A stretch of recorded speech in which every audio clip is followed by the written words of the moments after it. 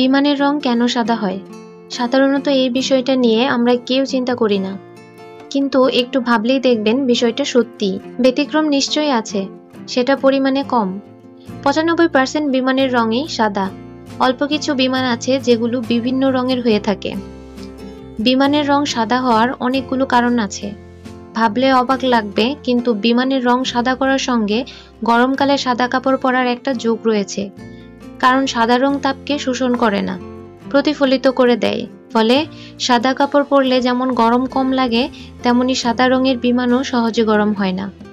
বিমান ওড়ার সময় বিমানের বাইরের এবং ভেতরের বায়ুচাপ আলাদা থাকে, যার জন্য বিমানের ভেতরে কৃত্রিমভাবে অক্সিজেন সরবরাহ করা হয়।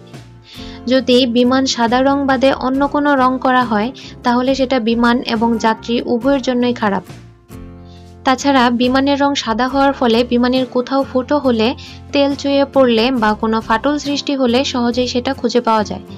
বিমান হারিয়ে গেলে খুঁজে বের করতেও সাহায্য করে এই সাদা রং। অরণ্য বা সমুদ্রের মতো জায়গাতেও খোঁজ মিলে বিমানের। দিনের বেলাতেই কেবল নয়, রাতের বেলাতেও সাদা রঙের জন্য সহজেই চোখে পড়ে বিমানকে। তাছাড়া আরও একটি কারণ রয়েছে, সেটা একেবারেই অর্থনৈতিক। আসলে বিমানের সাদা রং করতে যা খরচ হয়, সেটা অন্য রঙের তুলনায় অনেক কম। এমনিতে খুব বড় আকারের বিমান রং করার খরচ বিপুল, তাই সাদা রং করলে সেই বিশাল বাজেটকে অনেকটাই ম্যানেজ করা যায়। তাছাড়া রোদের তেজে অন্য রং সহজেই ফ্যাকাশে হয়ে যায়, সাদা রং সেই তুলনায় অনেক দিন পর্যন্ত অবিকৃত থাকে। আশা করি আজকের এই ভিডিওটি আপনাদের কাছে ভালো লেগেছে।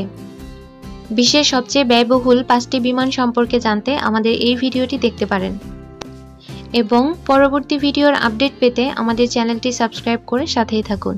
আল্লাহ হাফেজ।